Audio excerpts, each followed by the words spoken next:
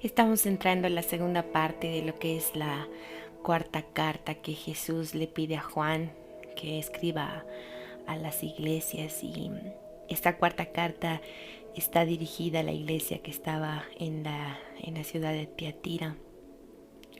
Y el anterior audio, en la primera parte que compartí, hemos hablado sobre el primer versículo de Apocalipsis 2:18, y fue un tiempo muy tremendo.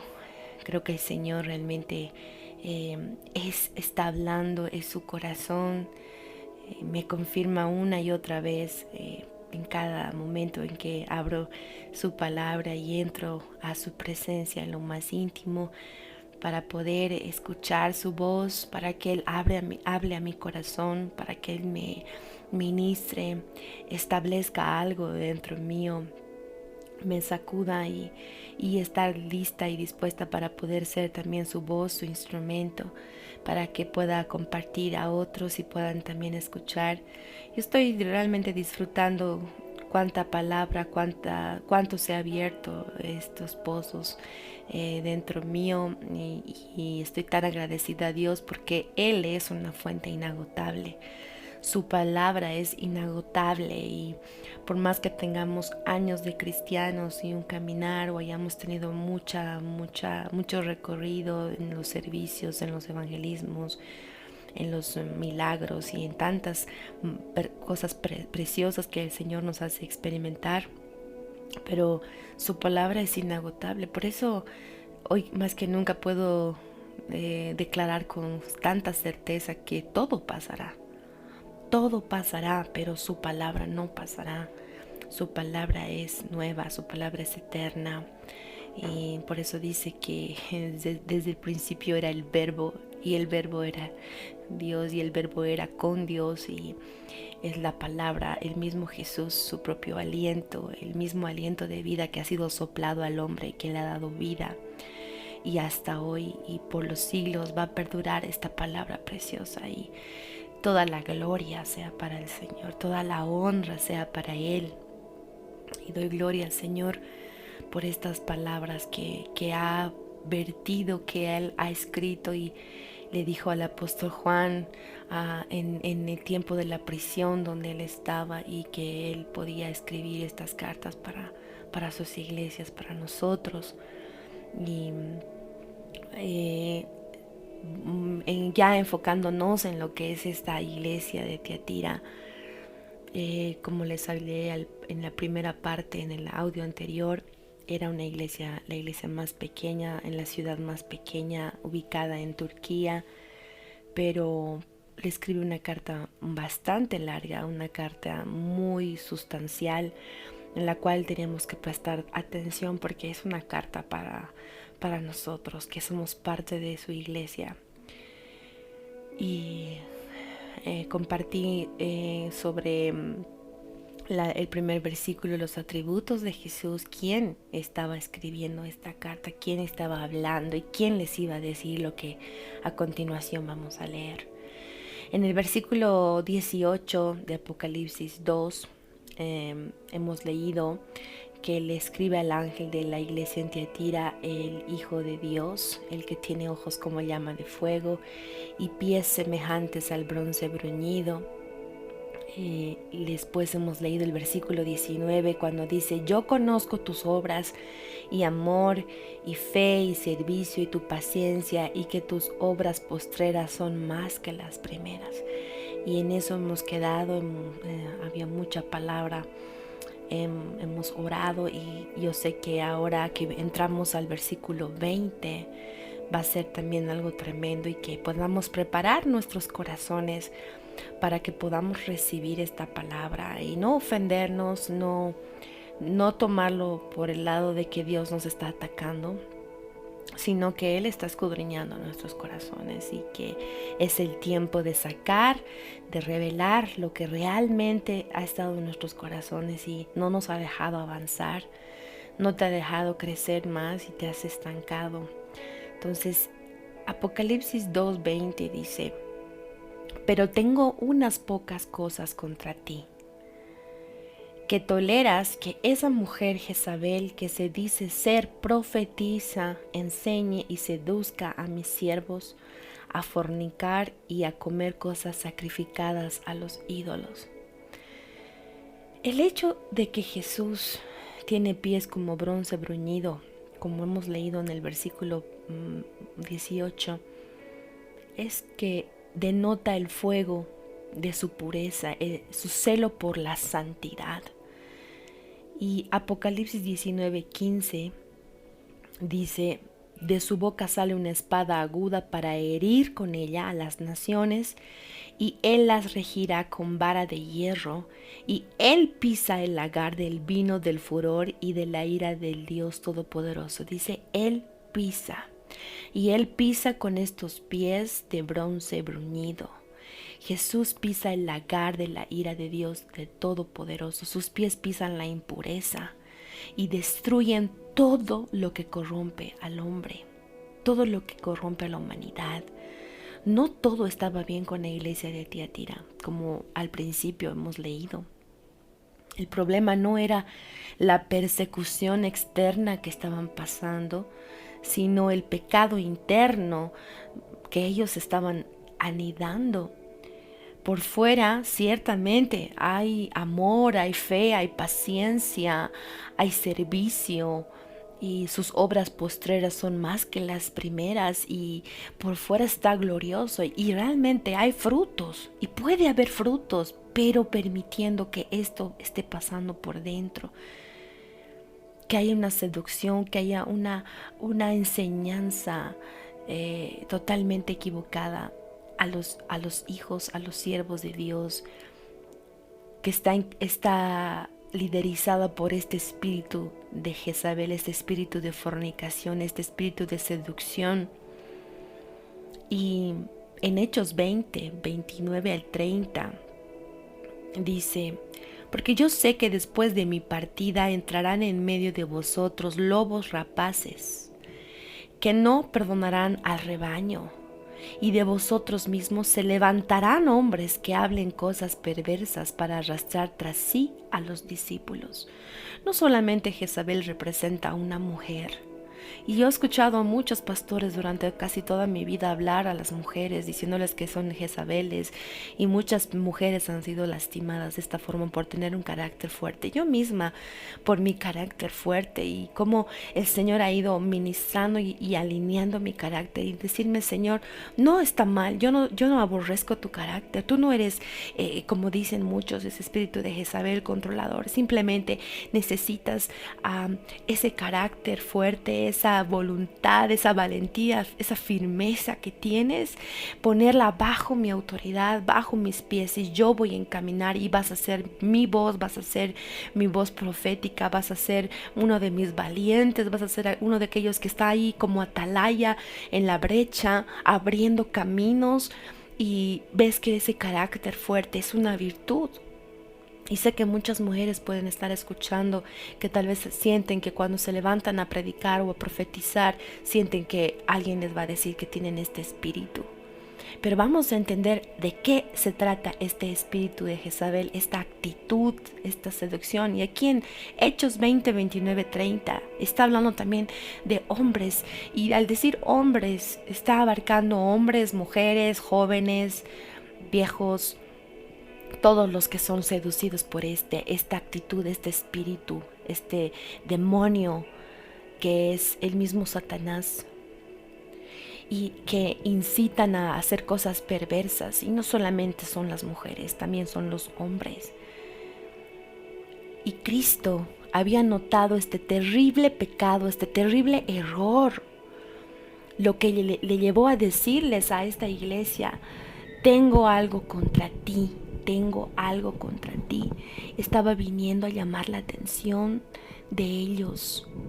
El uso singular contra ti apunta a la advertencia específica primero al líder, primero al pastor, al responsable. Por eso en cada carta al comenzar dice: y escribe al ángel de la iglesia de Éfeso, de Tiatira, de Esmirna, de Éfeso, de Pérgamo, y empieza a decirle: al ángel, traducido al pastor, al apóstol, al responsable, al mensajero que está a cargo de esa iglesia, que ha permitido que todo esto pase. Y le está diciendo, tengo esto contra ti. Y así como les dije, como está la cabeza, está el cuerpo. Y le dice específicamente, toleras a esta mujer Jezabel que se dice ser profetisa. Ella se dice a sí misma que es profetisa. ¿Cuántas personas se acercan y se dicen a sí mismos y levantan ese título de sí mismos? No debemos alabar nosotros mismos a nuestras vidas, alabarnos, debemos esperar que otros lo hagan y que otros reconozcan eso en nosotros.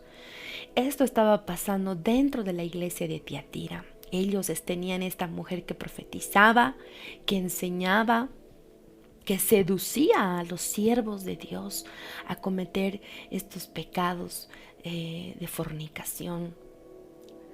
No sabemos exactamente a quién se refiere.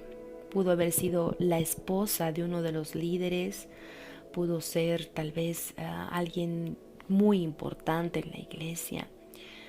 Pero quien quiera que haya sido esta mujer, estaba incitando a esos hombres, a los siervos, a pecar y a cometer inmoralidad. Y Jesús la llama Jezabel. La llama Jezabel, esto no era tal vez el nombre verdadero de ella, pero sino un sobrenombre que Jesús le da para relacionar su pecado, su actitud con la Jezabel del Antiguo Testamento. Jesús menciona que esta mujer se decía ser profetisa, que profetizaba sobre las personas, que hablaba, según ella, de parte de Dios, que imponía manos, que tenía esa relación cara a cara, personal con las personas. En Primera de Reyes 6:29 dice, comenzó a reinar Acab, hijo de Omri, sobre Israel el año 38 de Asa, rey de Judá. Y si lees más adelante en Primera Reyes 16, vamos a ver cómo Jezabel entra a este reinado, ¿no? Dice la palabra de Dios que el líder del pueblo de Israel, hablando de esta Jezabel del Antiguo Testamento, que Acab, que era el líder del pueblo de Israel, hizo lo malo ante los ojos de Jehová, más que todos los que reinaron antes de él. Y dice también ahí que tomó por esposa a la princesa Jezabel, hija de Edbaal, rey de los Sidonios. Y los Sidonios tenían a Baal por Dios. Por eso cuando leemos sobre los profetas que se rasgaban y hay los profetas de Baal, y realmente tenía profetas, sus sacerdotes, sus sacerdotisas, Baal.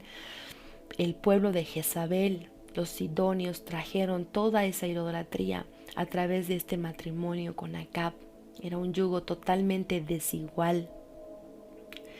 También ellos adoraban a Astoret, ¿no? Que es una diosa también fuertemente sobre la fertilidad y la inmoralidad sexual. Y en Primera Reyes 11:5 vemos que también Salomón siguió a esta diosa Astoret, que era diosa de los sidonios, también cuando se fue tras de mujeres y se apartó del Señor por estas mujeres. Y durante el reinado de Salomón se culpa a las mujeres sidonias de la introducción de dioses como Baal y Astarteo, Astoret, como le llaman en Judá. Y Jezabel era de este pueblo, era sidonia.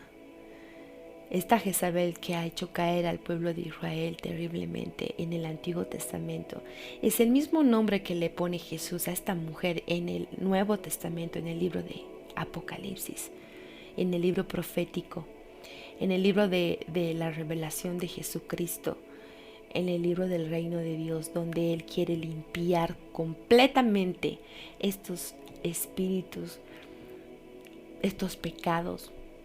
En Joel 3, 4 al 6 dice, y también, ¿qué tengo yo con vosotras, Tiro y Sidón, y todo el territorio de Filistea? ¿Queréis vengaros de mí? Y si de mí os vengáis, bien pronto haré yo recaer la paga sobre vuestra cabeza, porque habéis llevado a mi plata y mi oro y mis cosas preciosas y hermosas metisteis en vuestros templos, y vendisteis los hijos de Judá y los hijos de Jerusalén a los hijos de los griegos para alejarlos de su tierra.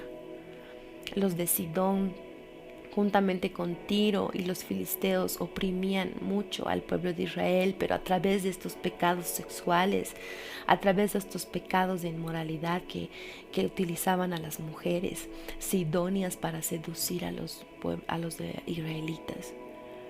Y eso le dice, Señor, tengo contra ti, que estás permitiendo que esta mujer, que estas actitudes inmorales gobiernen, enseñen en mi casa.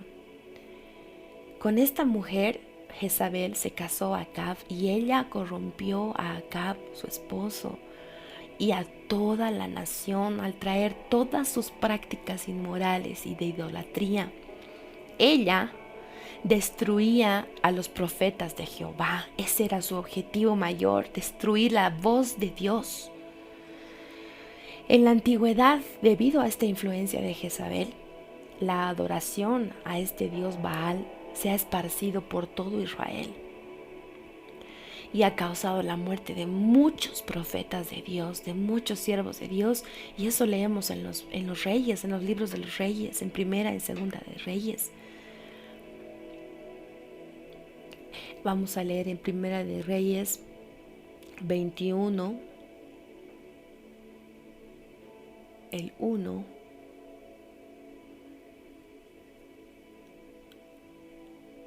Aquí está, 21:1. Cuando dice, pasadas estas cosas, aconteció que Nabot de Jezreel tenía allí una viña junto al palacio de Acab, rey de Samaria.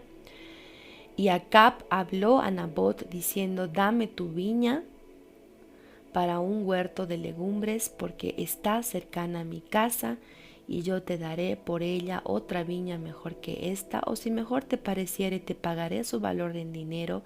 Y Nabot respondió a Acab, guárdame Jehová de que yo te dé a ti la heredad de mis padres. Y vino Acab a su casa triste y enojado por la palabra de que Nabot de Jezreel le había respondido, diciendo, no te daré la heredad de mis padres. Y se acostó en su cama y volvió su rostro y no comió. Vino a él su mujer Jezabel y le dijo, ¿por qué está tan decaído tu espíritu y no comes? Él respondió, porque hablé con Nabot de Jezreel y le dije que me diera su viña por dinero, o que si más quería le daría otra viña por ella. Y él respondió, no te daré mi viña. Y su mujer Jezabel le dijo, ¿eres tú ahora rey sobre Israel? Levántate y come y alégrate, y yo te daré la viña de Nabot de Jezreel. Y vamos leyendo, si tú vas leyendo todo lo que pasa, pero ahí se ve la maldad de Jezabel en apoderarse de algo que no le pertenecía. Ella tramó, ella planificó la muerte de este Nabot, que era dueño de esta viña, y que ella se antojó para darle a su esposo. Ella usurpó la autoridad y planificó levantar un plan falso para hacer apedrear a Nabot, y cuando Nabot murió, se apropió de la viña. Y este espíritu, no sé si te trae un poco familiaridad con lo que pasó con David cuando se enamoró y tuvo un poco de pasión por Betsabé. Este espíritu operó en él porque hizo matar al esposo de ella para agarrarla, para tenerla en su propiedad. Y aunque David era hijo de Dios, aunque David era un siervo de Dios, un rey de que Dios escogió, en un momento pudo ser prisionero de este espíritu. Y es un espíritu que a lo largo de la palabra de Dios ha estado presente. Y en este tiempo, en muchos de nosotros le hemos permitido en el pasado o ahora que este mismo espíritu usurpe el lugar de Dios. Y podemos hacer tantas barbaridades cuando somos presa de este espíritu. Y así Jezabel incitó, habló con los ancianos del pueblo de Israel. Ella tenía ese contacto. Ella podía hablar con ellos y logró que lo mataran apedreado. Y bueno, Dios habló a Elías Tisbita para que vaya a profetizarle a Acab y a Jezabel por lo que hicieron, y le profetizaron que la muerte de ellos iba a ser terrible, terrible. Y hay mucha persecución a través de ella hacia los profetas de Dios. Y si hoy en día muchos profetas están siendo perseguidos, muchas voces de Dios, muchos que se están levantando con la voz del Señor, este espíritu está atrás de ellos fuertemente. Aquellos que cantan la voz, aquellos que levantan sus voces en cánticos proféticos, aquellos alabadores, aquellos adoradores que se están levantando con una voz profética, están siendo perseguidos por este espíritu. Y es tiempo de orar por ellos, de cubrir a todos aquellos, y tú mismo orar y levantarte para que seas libre de este espíritu que viene tras de ti, tras de nosotros, tras de los hijos de Dios, para corrompernos, para seducirnos. Y Jezabel incitaba a su esposo a caminar en pos de ídolos. Y más adelante muestra que Acab, aunque escuchó esta voz profética, dice que Acab se arrepintió, se humilló delante de Jehová. Entonces Jehová lo perdonó, pero le dijo: el mal no va a venir sobre ti, pero va a venir a tus hijos. Y si lees más adelante ahí en Primera de Reyes 21, muestra que Jezabel no se arrepintió. Y vemos que en vez de ella ponerse las cenizas, ungirse como hizo Acab para arrepentirse, lo que ella hizo es pintarse él dice, se los voy a leer más adelante, de antimonio, y ataviarse y ponerse así como en forma de seducción para seguir haciendo caer a los demás. Cuando ya pasó el tiempo y Acab murió y vinieron sus hijos a reinar y pasaron muchas cosas, en Segunda de Reyes 9:6 ya vemos cuando a Jezabel la van a comer los perros en el campo. Se está cumpliendo lo que profetizó Elías Tisbita. Y dice en Segunda Reyes 9:6: y a Jezabel la comerán los perros en el campo de Jezreel, y no habrá quien la sepulte. Si ustedes recuerdan, el campo de Jezreel era en el mismo lugar donde ella quitó esta viña a Nabot. Y el Señor es tan justo. Él sabe cómo hacer las cosas, y en ese mismo campo ella iba a ser muerta y comida por perros. Y en realidad, si vemos, ella cayó de la ventana, en realidad la empujaron y eso nos muestra que su casa estaba en este lugar. Estaban tan enamorados de esta viña, al ser un lugar tan precioso, que construyeron su casa ahí, y ella estaba viviendo en esa viña, en ese lugar. Y dice, vamos a ir vamos adelantándonos ahí a Segunda de Reyes, el verso 30, y dice que cuando Jezabel oyó que venía Jehú, porque Jehú recibió, antes de pasar adelante, llegamos a Jehú, que estaba reinando sobre Israel, ¿no? Y fue ungido para herir la casa de Acab, para vengar la sangre de los siervos y los profetas de Jehová de la mano de Jezabel. Y está ahí, si sigues leyendo Primera de Reyes, hasta llegar a la muerte de Jezabel, cómo Jehú se levanta para vengar la muerte. Dios lo levanta para vengar la muerte de sus profetas, la muerte de Nabot y todo lo que estaba pasando injustamente. Y cuando Jehú fue para terminar, para matar a Jezabel, dice ahí en Segunda de Reyes 30 que ella oyó que venía Jehú, se pintó los ojos con antimonio y atavió su cabeza y se asomó a una ventana.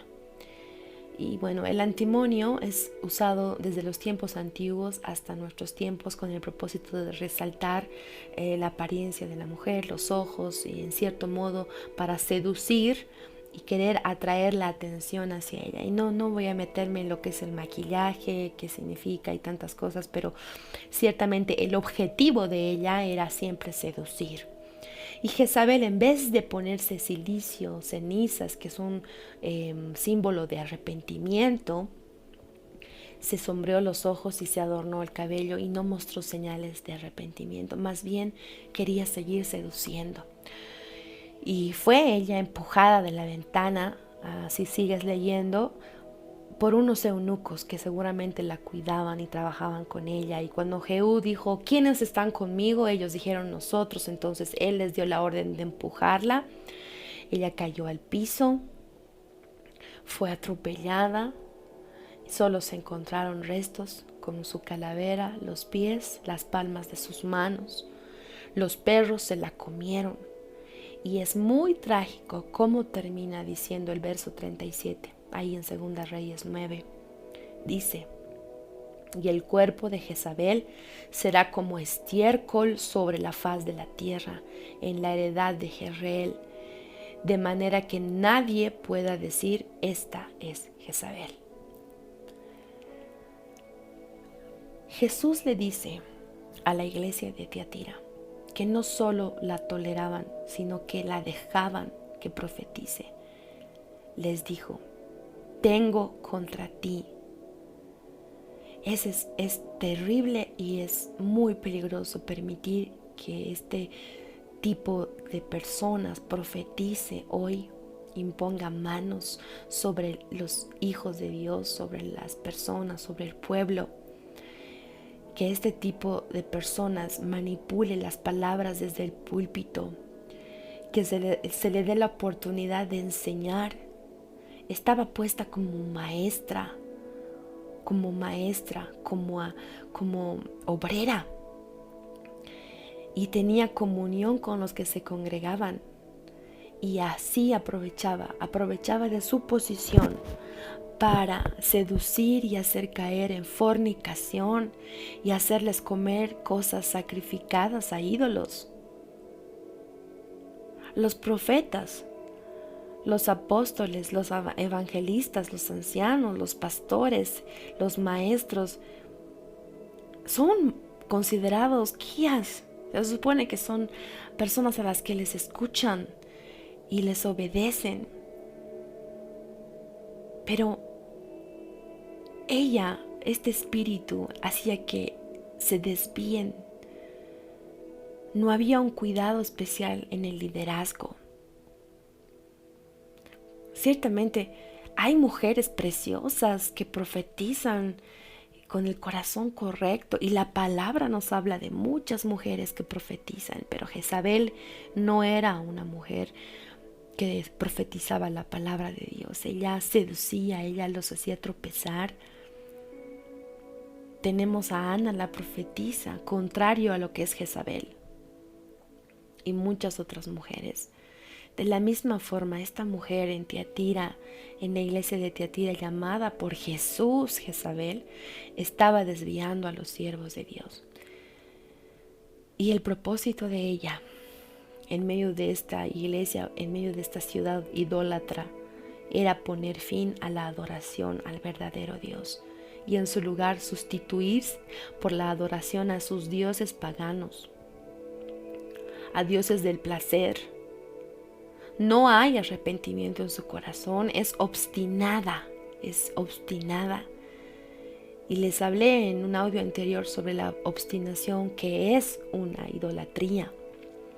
No quería arrepentirse, dice.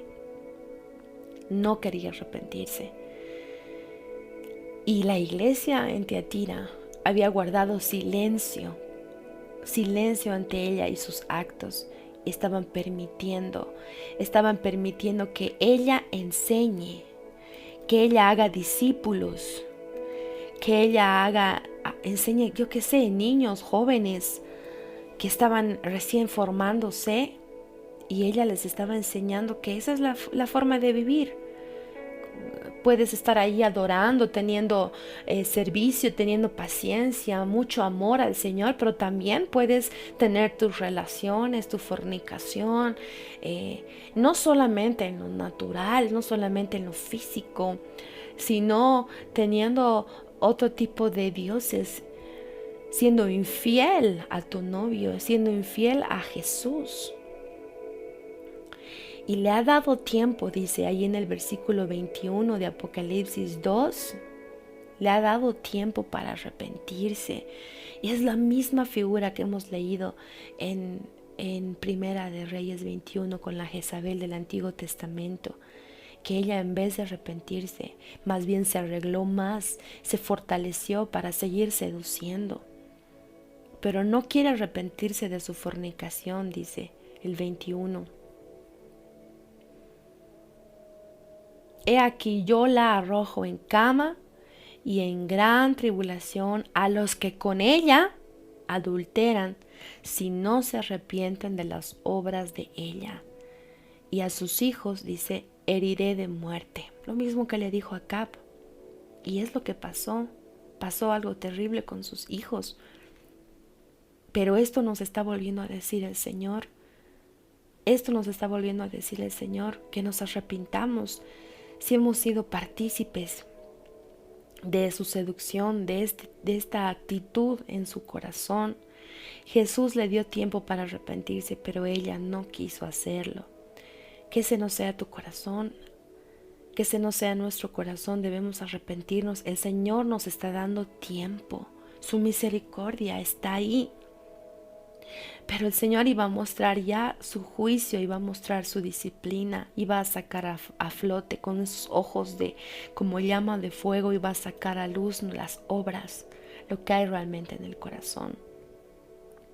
Y también iba a mostrar y representar lo que es sus pies de bronce bruñido. Dice, como pisar el lagar, pisar, apretar.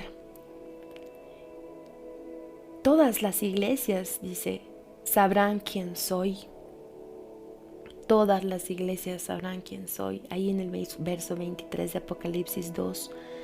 Con esto que va a pasar, con esto que va a suceder, va a ser de testimonio para todas las iglesias, que no voy a permitir que vivan así. Que yo no amo lo que ustedes están haciendo. Yo aborrezco que ustedes dejen que esto esté pasando en mi iglesia. Ahora Jesús les iba a echar en cama, dice, lo cual era posible que se trate de muerte, También a los que están junto con ella. Y la muerte de Jezabel no es para nada algo que uno quiere. Ella tenía sus obras y eran obras muertas, de las cuales muchos habían caído en su doctrina. Vez tras vez la palabra de Dios viene a todo su pueblo para llamarnos al arrepentimiento nuevamente. ¿No ves que su amor está ahí y que no quiere que nos perdamos y sigue advirtiéndonos una vez tras otra? Y una vez tras otra el pueblo se desvía. Nosotros no podemos decir solo el pueblo de Israel se ha desviado, y leemos en la Biblia cuántas veces en el desierto y tantas veces el Señor volvía a hacer milagros. Lo mismo pasa con nuestras vidas. Es tiempo de ver. Realmente cada día estamos más apasionados por Él, estamos más enamorados, o tenemos una vida como de montaña rusa, que un día estamos bien, un día estamos mal, un día levanto mi Biblia, un día no quiero, un día estoy ahí haciendo algo para el Señor y el día siguiente no quiero, y vivo así mi vida. Pero es tiempo de estar firmes y de levantarnos y de arrepentirnos, no estar echados en cama. Proverbios 5 habla y nos da advertencias de esta mujer. Dice, porque los labios de la mujer extraña destilan miel, y su paladar es más blando que el aceite, mas su fin es amargo como el ajenjo, agudo como espada de dos filos. Sus pies descienden a la muerte, sus pasos conducen al Seol, sus caminos son inestables, no los conocerás, si no considerares el camino de vida. Si tú consideras el camino del Señor, no vas a conocer esos caminos. Ahora pues, hijos, dice el verso 7, oídme y no os apartéis de las razones de mi boca. Aleja de ella tu camino, dice. El Señor nos está advirtiendo, y no te acerques a la puerta de su casa, para que no des a los extraños tu honor y tus años al cruel. No sea que extraños se sacien de tu fuerza y tus trabajos estén en casa del extraño, y gimas al final cuando se consuma tu carne y tu cuerpo, y digas, ¿cómo aborrecí el consejo y mi corazón menospreció la reprensión? No oí la voz de los que me instruían, y a los que me enseñaban no incliné mi oído.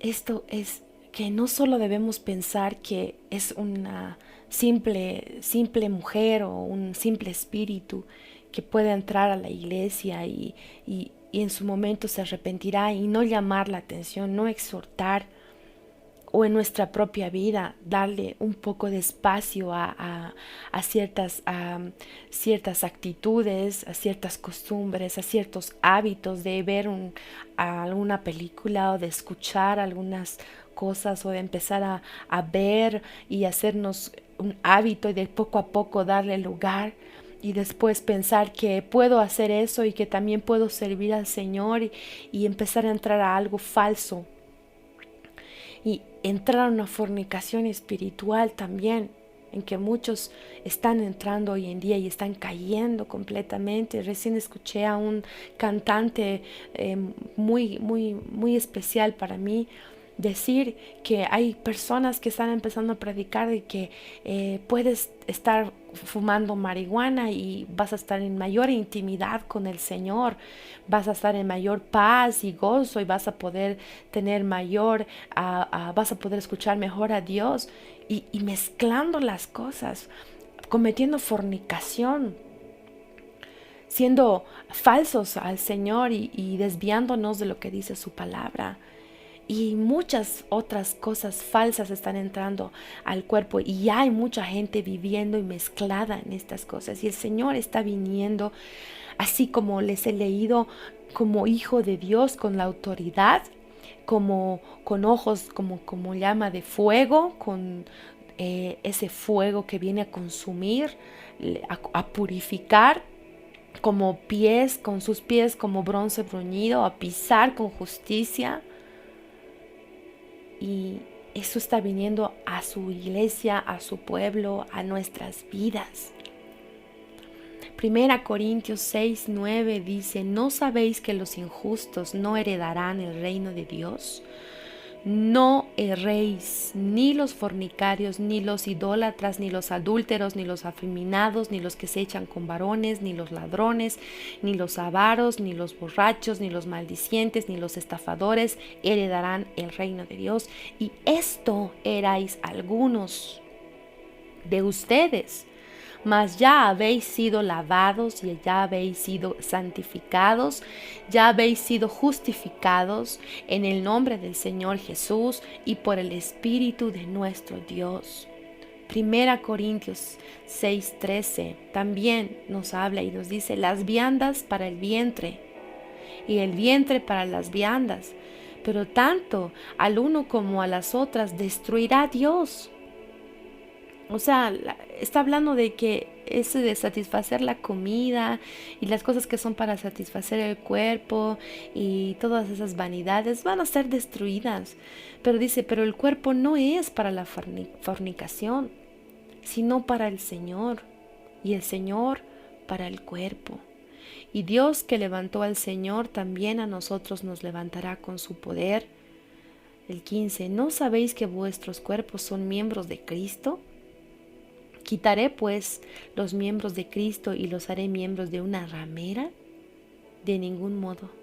¿O no sabéis que el que se une con una ramera es un cuerpo con ella? Porque dice, los dos serán una sola carne. Pero el que se une al Señor, un espíritu es con él, un espíritu. Huid de la fornicación. Cualquier otro pecado que el hombre cometa está fuera del cuerpo, mas el que fornica contra su propio cuerpo fornica, contra su propio cuerpo peca. ¿O ignoráis que vuestro cuerpo es el templo del Espíritu Santo, el cual está en vosotros, el cual tenéis de Dios, y que no sois vuestros? Porque habéis sido comprados por precio. Glorificad pues a Dios en vuestro cuerpo y en vuestro espíritu, los cuales son de Dios. Somos el templo del Espíritu Santo. Somos el templo del Espíritu Santo, y si permitimos que espíritus de seducción entren, estamos cometiendo fornicación con el Señor, estamos engañándolo, estamos despreciándolo. Colosenses 3, 5 al 6 dice, haced morir pues lo terrenal en vosotros, fornicación, impureza, pasiones desordenadas, malos deseos y avaricia, que es idolatría, cosas por las cuales la ira de Dios viene sobre los hijos de desobediencia, en las cuales vosotros también anduvisteis en otro tiempo cuando vivíais en ellas. Está hablando al cuerpo de Cristo, está hablando a la iglesia. Les está diciendo, no vivan así. Ustedes eran así, pero no vivan así. No se acerquen a la puerta de esa mujer extraña, de esos hombres extraños que te hacen caer y te apartan de mi santidad. Apocalipsis 21:8 dice, pero los cobardes e incrédulos, los abominables y homicidas, los fornicarios y hechiceros, los idólatras y todos los mentirosos tendrán su parte en el lago que arde con fuego y azufre, que es la muerte segunda. Judas 1:7. Como Sodoma y Gomorra y las ciudades vecinas, las cuales de la misma manera que aquellos, habiendo fornicado e ido en pos de vicios contra naturaleza, fueron puestas por ejemplo, sufriendo el castigo del fuego eterno.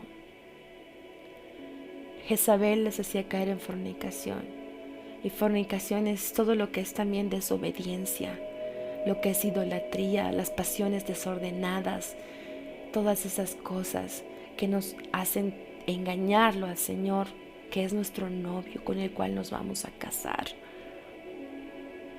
Y dice en el verso 23, ahí en Apocalipsis, Apocalipsis 2, dice, y todas las iglesias sabrán que yo soy el que escudriña la mente y el corazón, y os daré a cada uno según vuestras obras.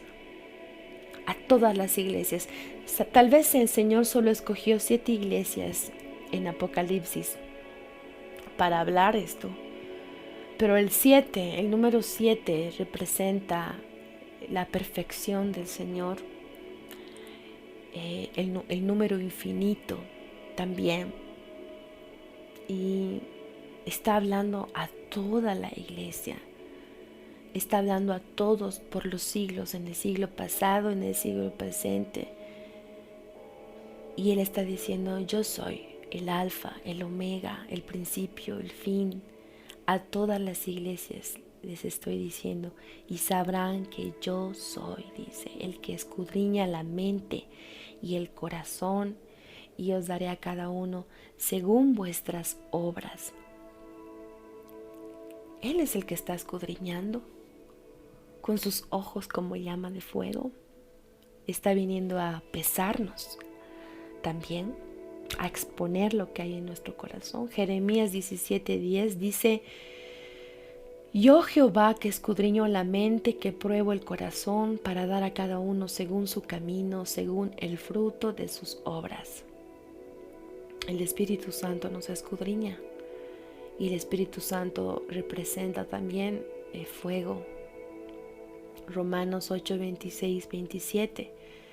Y de igual manera el Espíritu nos ayuda en nuestra debilidad, pues ¿qué hemos de pedir como conviene? No lo sabemos, pero el Espíritu mismo intercede por nosotros con gemidos indecibles. Mas el que escudriña los corazones sabe cuál es la intención del Espíritu, porque conforme a la voluntad de Dios intercede por los santos. Salmo 139, 2-4. Tú has conocido mi sentarme y mi levantarme, has entendido desde lejos mis pensamientos, has escudriñado mi andar y mi reposo, y todos mis caminos te son conocidos. Pues aún no está la palabra en mi lengua, y he aquí, oh Jehová, tú lo sabes toda. El Señor pesa nuestras acciones. El Señor viene con sus ojos como llama de fuego y sus pies como bronce bruñido, llenos de justicia. Él todo lo sabe, Él todo lo ve, Él todo lo juzga. Él va a pagar a todos según sus obras. Él dice en Hebreos 10, 29-31, ¿cuánto mayor castigo pensáis que merecerá el que pisoteare al Hijo de Dios y tuviere por inmunda la sangre del pacto en la cual fue santificado, e hiciere afrenta al Espíritu de gracia? Pues conocemos al que dijo: mía es la venganza, yo daré el pago, dice el Señor. Y otra vez el Señor juzgará a su pueblo. Horrenda cosa es caer en manos del Dios vivo. Por eso aquí en Apocalipsis 2, desde el 18, cuando le está hablando a Tiatira, a la iglesia de Tiatira, le está diciendo: y todas las iglesias sabrán quién soy. Y Él es el que juzga, Él es el que va a traer paga para cada uno según sus obras. Romanos 2, 5-9 dice: pero por tu dureza y por tu corazón no arrepentido, atesoras para ti mismo ira para el día de la ira y de la revelación del justo juicio de Dios, el cual pagará, dice, a cada uno conforme a sus obras. Vida eterna a los que perseverando en bien hacer buscan gloria y honra e inmortalidad, pero ira y enojo a los que son contenciosos y no obedecen la verdad, sino que obedecen a la injusticia. Tribulación y angustia sobre todo ser humano que hace lo malo. Ira y enojo sobre los contenciosos. Los contenciosos son los obstinados, y sabemos que la obstinación es como pecado de idolatría. Y al ser obstinados estamos fornicando, estamos cometiendo y dándole lugar a este espíritu de Jezabel, cada uno de nosotros, del cual debemos arrepentirnos. Seguimos leyendo aquí sobre lo que el Señor está haciendo y el que va a traer y va a recompensar y va a pagar a cada uno lo que merece. Apocalipsis 22:12 dice: he aquí yo vengo pronto y mi galardón conmigo, para recompensar a cada uno según sea su obra. Yo soy el alfa y la omega, el principio y el fin, el primero y el último. Sigamos leyendo la preciosa palabra del Señor. Proverbios 24:12. Porque si dijeres: ciertamente no lo supimos, ¿acaso no lo entenderá el que pesa los corazones? El que mira por tu alma, él lo conocerá y dará al hombre según sus obras.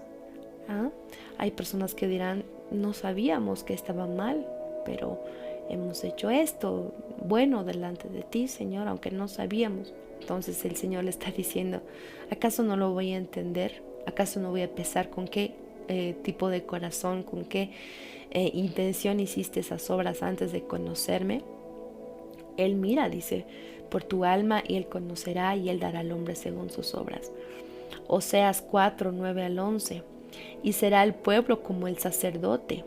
Le castigaré por su conducta y le pagaré conforme a sus obras. Comerán, pero no se saciarán, fornicarán, mas no se multiplicarán, porque dejaron de servir a Jehová. Fornicación, vino y mosto quitan el juicio. Y mayormente, siempre con la fornicación, con las cosas que son contrarias al Señor, con esta seducción y toda esta doctrina que se mete en las iglesias, vienen las borracheras, vienen esas orgías y hacen caer a los hijos de Dios este tipo de espíritu. Eclesiastés 2:14 dice: porque Dios traerá toda obra a juicio juntamente con toda cosa encubierta, sea buena o sea mala. Dios traerá toda obra a juicio. Él está declarando que Él ve las obras y que Él las va a pesar y que Él va a traer esa justicia y que todas las iglesias sabrán quién es Él. Y Él está mostrándose en este tiempo y nos está mostrando quién realmente es Él. Y debemos nosotros arrepentirnos y temblar y creer y apartarnos de toda fornicación, de todo lo que es engaño al Señor. Y vamos al verso 24 y 25. Dice, después de llamarles la atención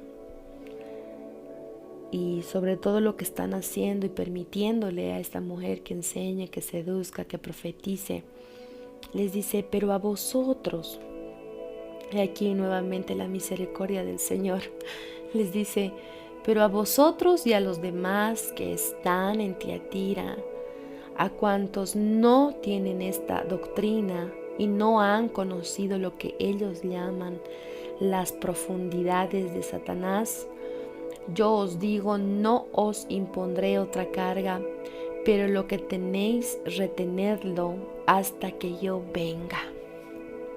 Jesús no reprende a los demás, a los que no habían conocido las profundidades de Satanás. O sea, han llegado al punto de conocer las profundidades de Satanás, porque esta mujer enseñaba, este espíritu de Jezabel les estaba enseñando, les estaba iniciando en esta doctrina dentro de la iglesia de Jesús, dentro de la iglesia del Señor.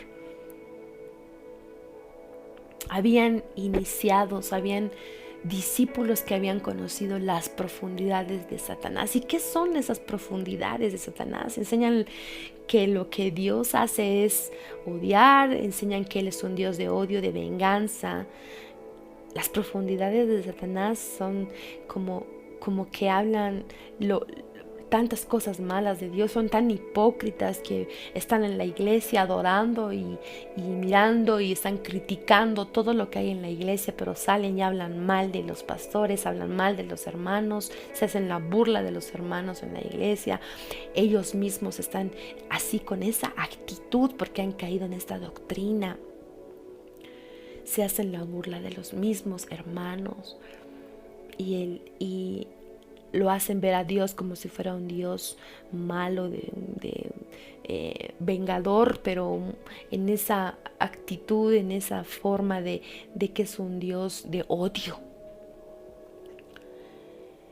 Y muchos de ellos se han dedicado a vivir ya en una vida tibia. Ya no se dan cuenta lo que es malo y lo que es bueno. Y pueden estar haciendo barrabasadas un viernes en la noche y el sábado ir y adorar como si nada y saludar y bendecir y profetizar y predicar y que nadie se dé cuenta, pero ese está viviendo con un espíritu así en su vida. Y el libro de Apocalipsis declara que Satanás engaña al mundo entero. Entonces todos aquellos que están en las profundidades de Satanás, todos aquellos que están siendo iniciados, están viviendo engañados engañados porque Satanás es padre de la mentira. Si estás en estas profundidades, estás engañado. Él busca destruirte. Quiere arrastrarte a sus profundidades. Usar diferentes artimañas como, por ejemplo, códigos, símbolos, ídolos, canciones. Tantas cosas ocultas del ocultismo que quieren meterse en la iglesia. La rebeldía, la misma rebeldía. Cuando caes en una rebeldía tan fuerte, es porque estás empezando a experimentar las profundidades de Satanás. Isaías 14, del 12 al 15, describe cómo ha caído del cielo Satanás. Antes se llamaba Lucero, hijo de la mañana. Dice, ¿cómo caíste del cielo, oh lucero, hijo de la mañana? Cortado fuiste por tierra, tú que debilitabas a las naciones, tú que decías en tu corazón, subiré al cielo en lo alto, junto a las estrellas de Dios, levantaré mi trono y en el monte del testimonio me sentaré a los lados del norte, sobre las alturas de las nubes subiré y seré semejante al Altísimo. Mas tú derribado eres hasta el Seol, a los lados del abismo. Él ha caído y quiere que muchos otros caigan, muchos más. Pero sabes, aun si tú estás en esas profundidades, Dios te quiere rescatar y te quiere llevar a otras profundidades, a las profundidades de amor. Y no hay una profundidad a la cual Dios no te puede encontrar, no te puede sacar por ahora. Hay tiempo, dice, y le ha dado tiempo para arrepentirse. Por eso Romanos 8, 37 al 39 dice, antes en todas estas cosas somos más que vencedores por medio de aquel que nos amó. Por lo cual estoy seguro que ni la muerte, ni la vida, ni los ángeles, ni los principados, ni potestades, ni lo presente, ni lo porvenir, ni lo alto, ni lo profundo, ni ninguna otra cosa creada nos podrá separar del amor de Dios que es en Cristo Jesús, Señor nuestro. Hay un amor profundo y Él puede sacarte de esa profundidad si tan solo tú te arrepientes.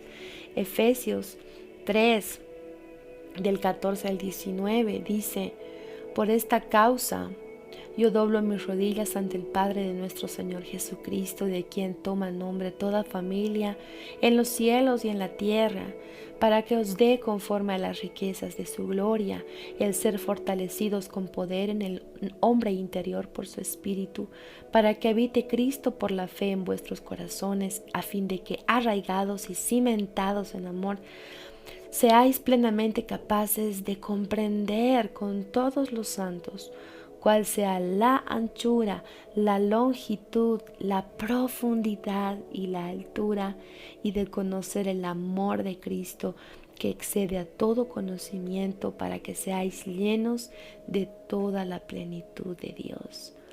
Dios quiere revelarte a través de su Espíritu Santo lo profundo de Dios. No tienes por qué conocer las profundidades de Satanás que te llevan a la muerte. Él quiere que conozcas las profundidades de Dios. Él quiere revelarse a través de su Espíritu.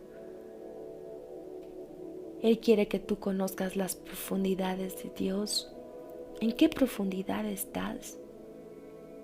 ¿En qué profundidad estás hoy? Y sabes, la forma de luchar con esas profundidades de Satanás es como lo hizo Jesús. Lo hizo con la palabra, con su misma palabra, que es el arma más poderosa. Es tiempo de que tú aprendas a usar esa palabra, esa espada, para vencer y salir de esa profundidad en la que has entrado a través de la seducción, a través de la inmoralidad. Porque tu corazón es bueno, lo que el Señor ha creado en ti es bueno. Puedes dar amor, puedes dar mucho más así como la iglesia en Tiatira estaba llena de servicio y sus obras eran maravillosas. Puedes dar mucho, tienes muchos talentos, muchas habilidades, pero has caído en las profundidades de Satanás, seducido por este espíritu de fornicación, de inmoralidad. Y en este momento el Señor te está diciendo, sal. Pero empieza a declarar. Hebreos 4:12 al 13 dice, porque la palabra de Dios es viva y eficaz y más cortante que toda espada de dos filos, y penetra hasta partir el alma y el espíritu, las coyunturas y los tuétanos, y discierne los pensamientos y las intenciones del corazón. Esta es la misma arma, esta espada es la misma arma que Jesús escogió para luchar contra Satanás cuando Jesús estaba muy vulnerable.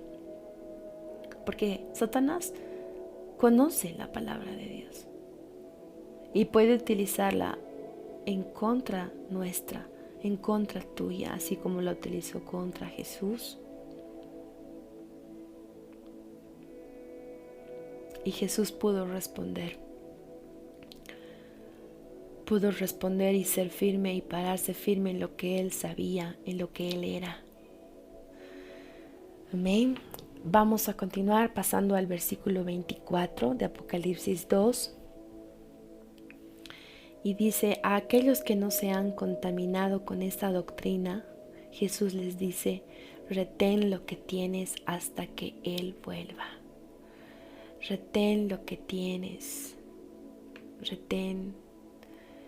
Dice, retén, agárrate fuerte, reténlo. ¿Qué es retener? Él les llama a ellos, a los de la iglesia de Tiatira, y nos llama a nosotros a retener lo que tenemos. ¿Qué tenemos? ¿Qué tenemos en nuestras vidas? Cualquiera fuera el costo que tengamos que pasar, necesitamos retener lo que tenemos, no soltarlo, no cambiarlo. La palabra retener significa aferrarse, significa agarrar, asir, mantener. Es como un mandato lo que Jesús les está diciendo. Retén lo que tienes, guárdalo, no dejes que te lo quiten, lucha por lo que tienes. No es fácil luchar contra estas falsas doctrinas, estos espíritus que están constantemente rodeándonos, pero debemos luchar, debemos aferrarnos, guardar lo que tenemos, lo que estamos teniendo de la palabra, de la presencia, esa intimidad con el Señor, ese temor de Dios, esa palabra de asirnos de lo que tenemos. Filipenses 3:12 dice, Pablo dice, no que lo haya alcanzado ya, ni que ya sea perfecto, sino que prosigo por ver si logro asir aquello para lo cual fui también asido por Cristo Jesús. Asir es agarrarse, es sujetarse. Retener es poder lograr que a pesar del paso de los años no cambie en nosotros ni en nuestras próximas generaciones las cosas que hemos aprendido. Es detener algo con tal fuerza que no dejamos que se escape ni siquiera un poquito. Y esta exhortación de Jesús en esta carta nos está diciendo, retén tu fe, retén lo que tú profesas, retén lo que he depositado en ti, retén lo que ya has avanzado. Eso es lo que te está diciendo el Señor al decir retén lo que tienes. Si aún tú no has sido contaminado, si aún tú no has caído en eso y sabes que está rodeándote ese espíritu, ese pecado, retén lo que tienes y levántate y lucha. Así como Pablo dice, prosigo para ver si logro asir aquello por lo cual fui también nacido, por Cristo Jesús. La orden de Jesús es mantenernos firmes. Mantenernos firmes y retener. En este tiempo tenemos la tendencia a caer, podemos caer en muchas cosas, pero debemos aferrarnos como un niño se aferra a los pies de sus padres o de su madre o de su padre cuando se asusta. Esa es la imagen que viene en mi cabeza. Se aferra a los pies, a no dejarse mover fácilmente. No te dejes mover fácilmente. Tu modo de pensar, que no se cambie, que no seas perturbado por las cosas que están pasando. Retener muchas veces va a implicar luchas, problemas, dificultades. Cuando quieres defender algo, va a implicar que tengas que enfrentar muchas veces cosas, pero no soltar, no perder lo que tienes en el Señor. Sé que existe un remanente a lo largo de la palabra de Dios y también nosotros en todo nuestro caminar como cristianos sabemos que hay un remanente, que hay un cuerpo del Señor, una parte del cuerpo que es fiel, que es lo que queda, como dice este versículo, lo que queda, lo que no se ha contaminado. Los que sobreviven a estos feroces ataques de Satanás a través de los tiempos, todos aquellos que han sobrevivido y han tenido que dar mucho su vida, todos aquellos que han sobrevivido a la persecución. El mundo necesita estos hijos verdaderos. El mundo necesita la manifestación de estos hijos de Dios, hombres y mujeres dispuestos a ser ejemplo, que acepten y que entiendan los planes de Dios, comprometidos y fieles hasta la muerte, dispuestos a transformar su entorno, que no dependan de las circunstancias, sino del poder de Dios, que no se dejen amedrentar ante la oposición, aún estando bajo amenazas de muerte, sino que sigan fieles y comprometidos hasta el final. Se necesita hombres y mujeres conforme a la voluntad de Dios. Es lo que necesitamos hoy. Personas que permanezcan firmes a la verdadera doctrina de Cristo, que no estén fornicando con otras doctrinas, que no vendan ni pierdan sus principios ante la fama, reconocimientos o cualquier otra tentación, que tengan claro que el único propósito de sus vidas es proclamar el Evangelio de Jesucristo y agradar en todo a Él. Estamos viviendo en tiempos cruciales y decisivos en nuestras vidas. Tal vez estás solamente en tu casa y no estás pendiente de lo que está pasando en el mundo, afuera, los conflictos, las luchas constantes, las luchas de razas, de pobreza, las injusticias, las muertes. La carne y el pecado están en su mayor auge en este tiempo, comenzando esos dolores de parto.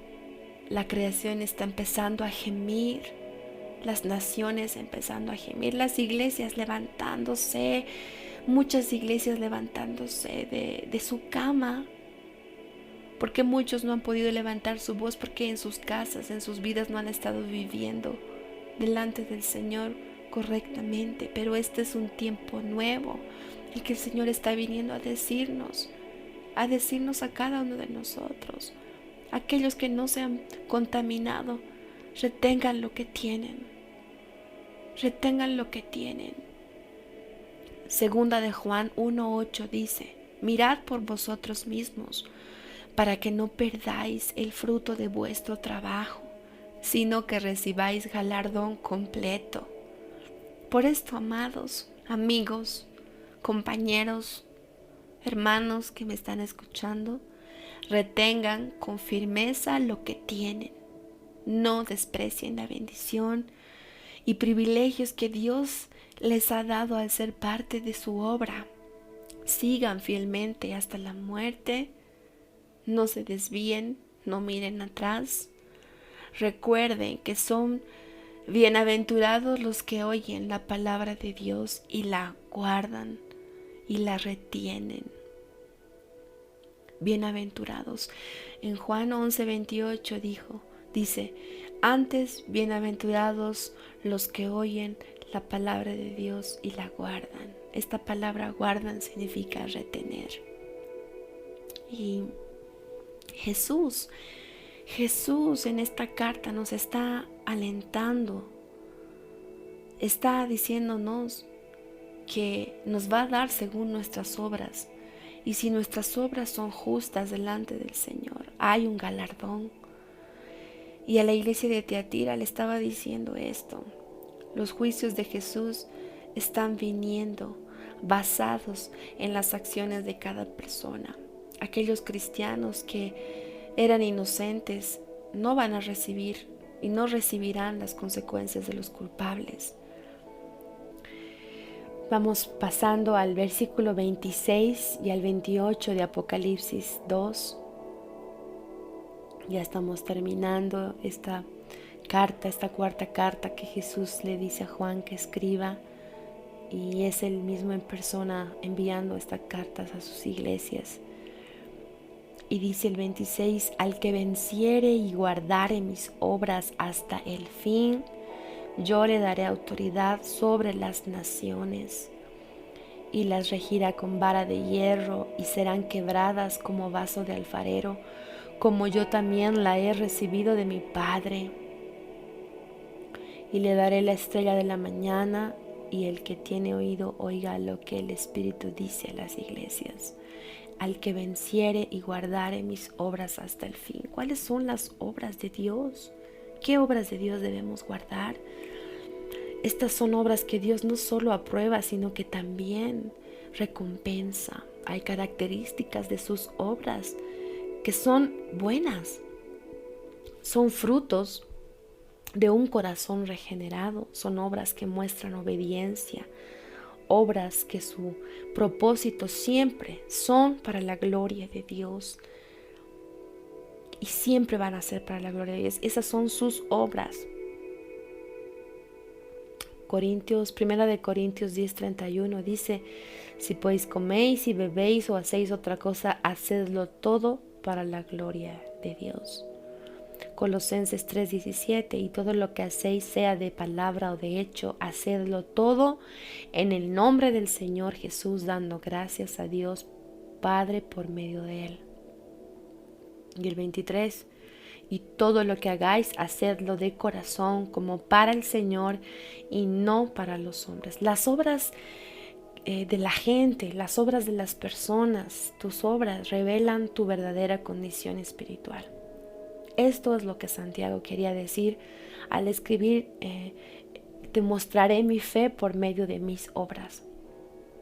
Y además son obras hechas con amor, ¿no? Con ese amor ágape de Dios. No son obras por hacerlas, hacer por hacer, dar por dar, ofrendar por ofrendar, ayudar por ayudar. No, son obras son hechas con amor y para la gloria de Dios, no para la gloria de un hombre. La Biblia nos habla de muchas clases de diferentes obras y cada uno debemos darnos cuenta si son sus obras, si son obras de Dios las que estamos haciendo. Pero hay obras de la ley que no nos pueden salvar. Eso está en Gálatas 2. Hay obras de la ley que no nos pueden salvar. Existen las obras de la carne que están enumeradas en Gálatas 5.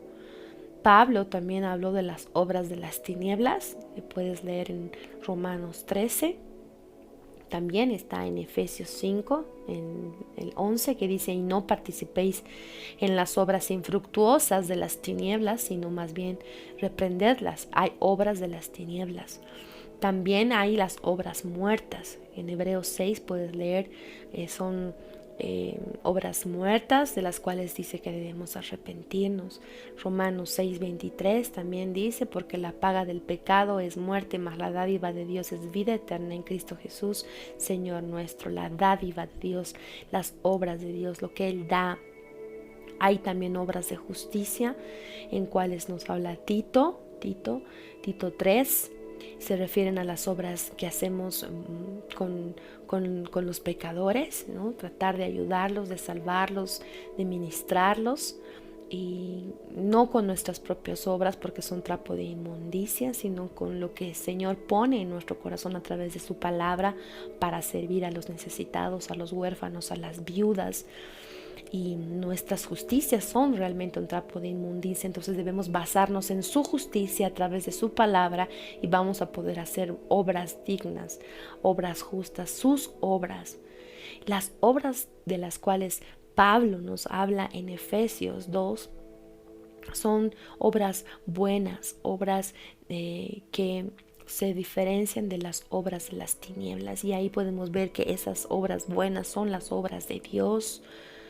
Y es muy importante que Dios obre en nuestras vidas, y a través de su obra vamos a poder obrar nosotros con nuestros hechos. Es una lástima que muchos creyentes minimizan el lugar de las buenas obras en sus vidas, que digan que no es necesario hacerlas porque confunden con que nadie es salvo por obras, pero tienen esta idea errada. Y es un error realmente pensar así, pero dice la palabra de Dios, Mateo 5:16, que así alumbre vuestra luz delante de los hombres. Es la luz que es Jesús, dice, para que vean vuestras buenas obras y glorifiquen a vuestro Padre que está en los cielos. No hacemos buenas obras para glorificarnos a nosotros mismos, sino para glorificar a Dios. Y eso es muy importante entender, que nos ayuda a diferenciar cuáles son realmente obras de Dios por las cuales va a venir a recompensar el Señor, y cuáles son obras de la carne, obras de las tinieblas, obras para glorificarnos a nosotros mismos. Como creyentes debemos ser nosotros celosos de buenas obras. Nuestras buenas obras son sacrificios también espirituales que ofrecemos a Dios. Eso dice en Hebreos 3:16. Dice, y de hacer bien y de la ayuda mutua no olvidéis, porque de tales sacrificios se agrada a Dios. Son sacrificios agradables delante de Dios nuestras buenas obras. Es importante destacar que no planificamos nosotros estas buenas obras. Son el resultado de la obra de Dios en nuestro corazón. Dios es el que en nosotros produce, dice, el querer como el hacer por su buena voluntad. El secreto de las buenas obras, de las cuales leemos en Filipenses, en Corintios, es la gracia de Dios. Nuestras buenas obras son evidencia de que hemos nacido de nuevo. Dice, no todo el que me dice Señor, Señor entrará en el reino de los cielos, sino el que hace mi voluntad, hace la voluntad de mi Padre que está en los cielos. Nuestras obras son también testimonio para los perdidos. El Señor ha obrado por ti. Ahora déjale obrar en ti y a través de ti. Por eso dice el Señor, a los que venzan, a los que vencieran, les promete 3 recompensas que hemos leído. Dice, le daré autoridad sobre las naciones. Es la primera recompensa. Autoridad en el presente, ahora, y en el futuro, en lo eterno. El presente tiene que ver con el principio de que podamos vencer hoy la tentación. Entonces Jesús nos dará autoridad para poder guiar a otros. No podemos guiar a otros si no vencemos. Si no vencemos la fornicación, la seducción, este espíritu fuerte El hombre que controla, que se controla a sí mismo, que puede controlar su cuerpo, su lengua, sus pasiones, es capaz de recibir la responsabilidad de tener autoridad sobre las naciones. Y esa misma autoridad que Dios le dio a Jesús, esa autoridad para ser discípulos.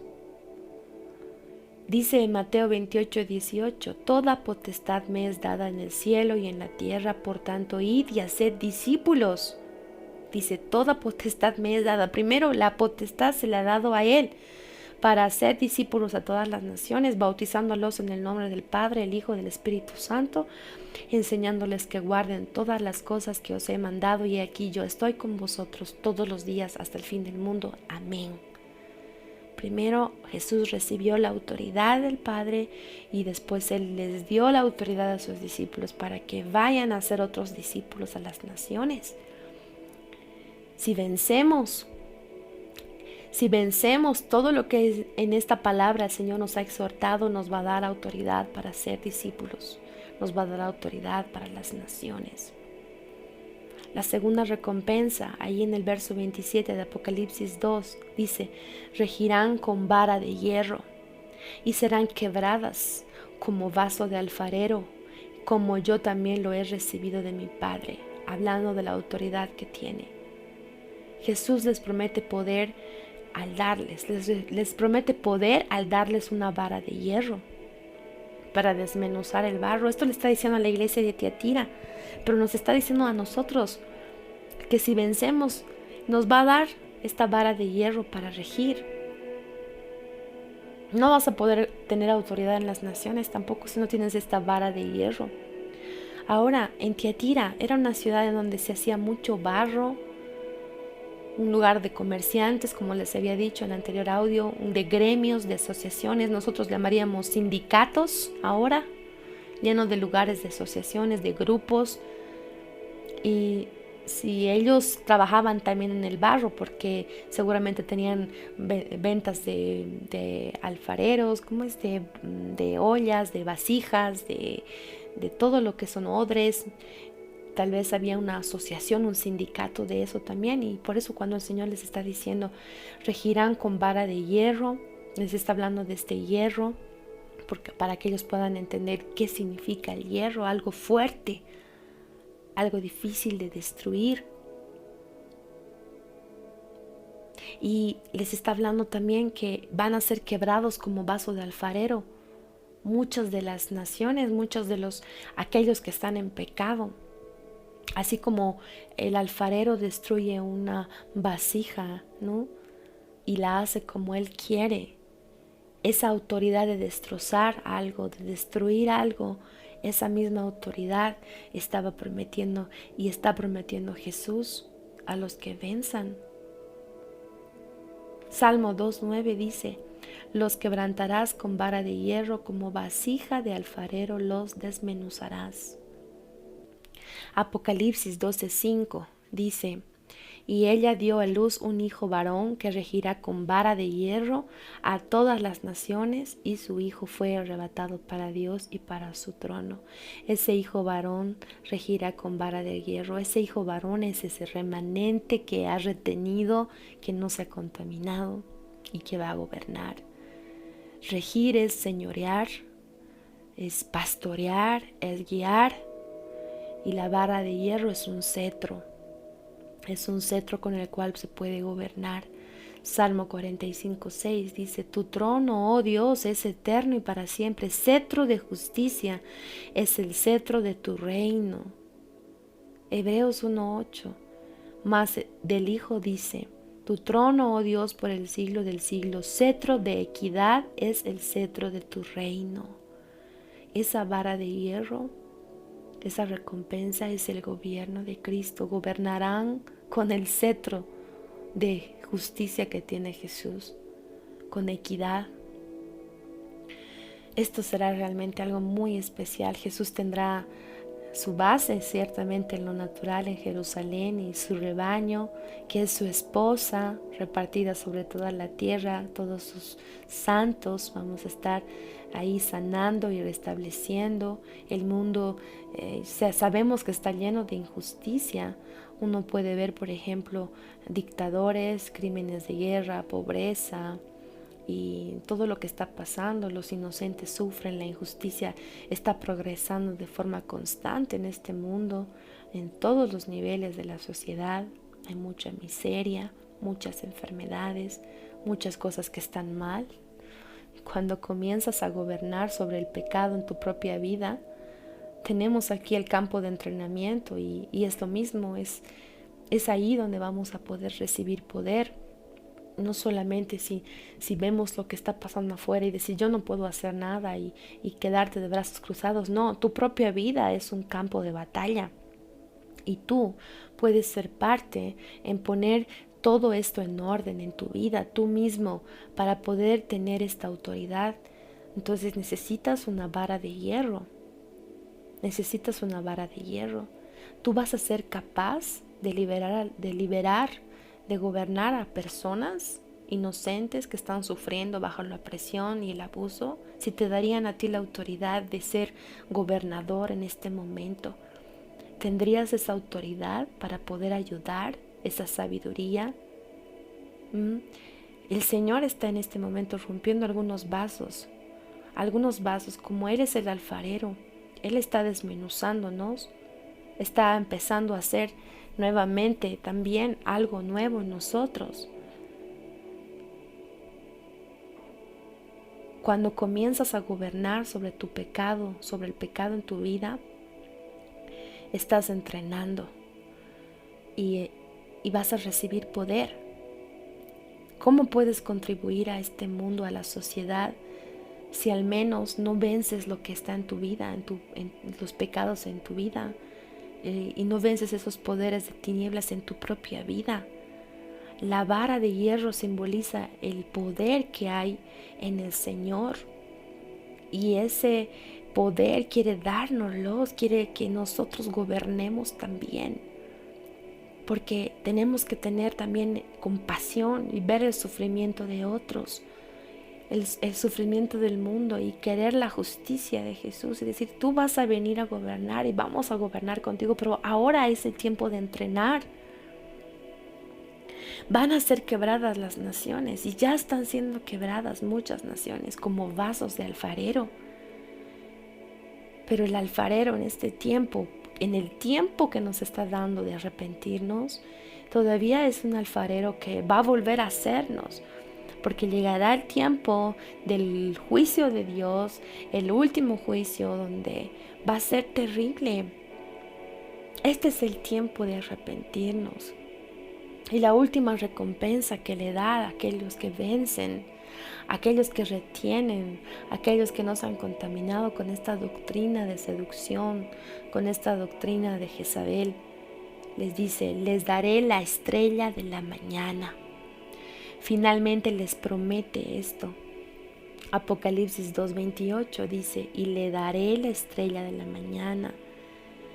En Tiatira, en este lugar, eran gobernados por griegos, por romanos.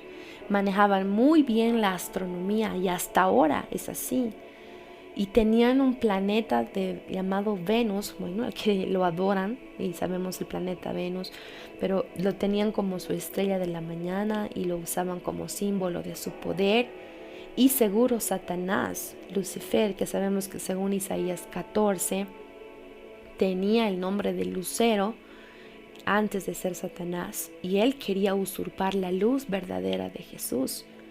Él quería subir al trono y hacerse un trono también. ¿Y tú no crees que él quiere impedir que tú y yo brillemos? Pero al decirnos que nos va a dar la estrella de la mañana, nos está diciendo, yo te voy a dar ese lugar que Lucifer perdió. No nos dice que seremos como Lucifer, como era él antes, como fue creado, pero nos dará ese lugar, esa posición, y podemos ver cuál era su resplandor, cuál era su gloria, pero no era su propia gloria. Él reflejaba la gloria de Dios. En Ezequiel 28, del 11 al 19, no habla sobre él y se lo conoce con el nombre también del rey de Tiro. Cuando habla del rey de Tiro está hablando de Satanás y le dice que él estaba en el huerto de Edén, en el huerto de Dios. Dios lo puso también en el santo monte de Dios y dice que él se paseaba en medio de las piedras de fuego. Él estaba en el lugar tan precioso y el lugar donde va a estar aquel que vence. Ese lugar está vacío. Y tener esa gloria para poder brillar en ese lugar cerca del trono implica que venzamos y que podamos gobernar.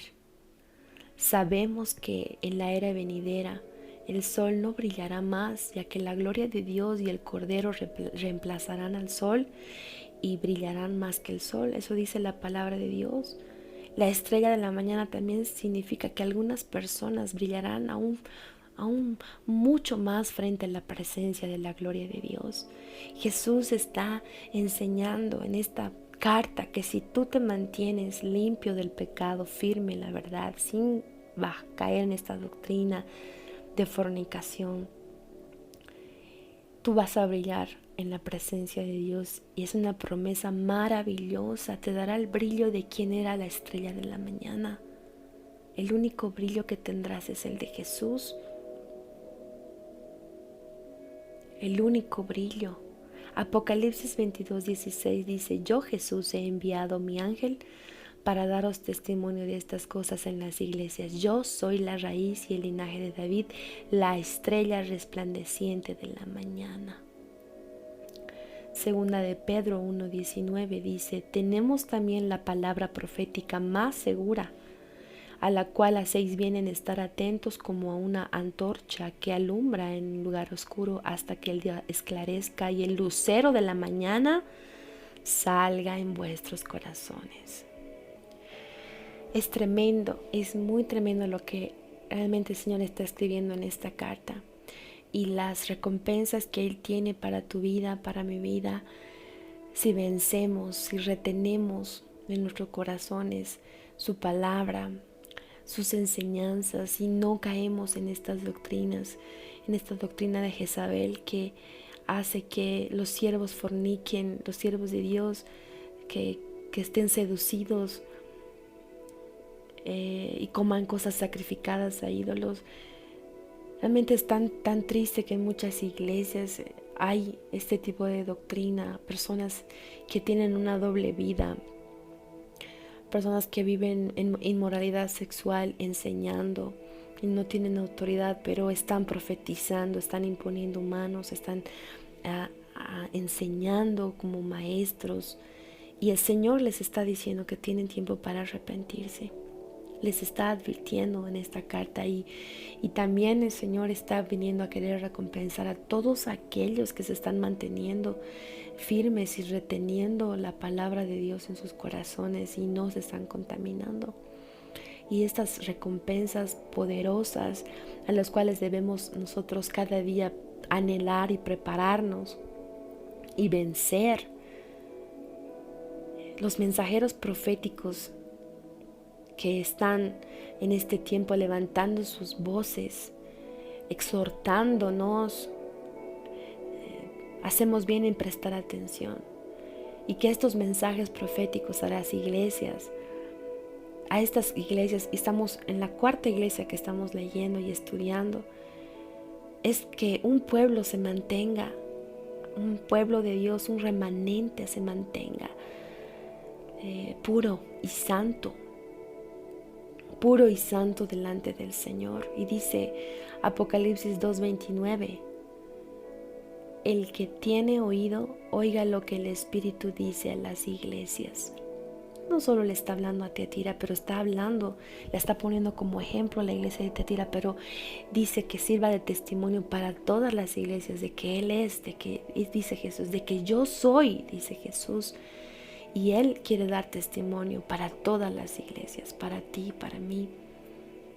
Que el Señor te bendiga, que esta cuarta carta que el Señor Jesús ha escrito pueda impactar tu vida, que pueda sacar a flote lo que está en lo profundo de tu corazón, que las recompensas que el Señor te está prometiendo y nos ha prometido en su palabra sean realmente ese impulso a levantarnos de la cama, de haber estado echados y cometiendo todo tipo de pecados, que nos impulse a levantarnos, a sacudirnos y a purificarnos y a caminar en la autoridad para que el Señor nos pueda dar esas recompensas. Si no podemos gobernar nuestra casa, si no podemos gobernar nuestro cuerpo, no podremos gobernar las naciones, no tendremos autoridad, no tendremos ese cetro de hierro, ese cetro de justicia, porque ese cetro implica equidad e implica justicia. Así que el Señor te bendiga y que el Señor nos ayude en este tiempo a poder digerir las palabras de este libro. Amén.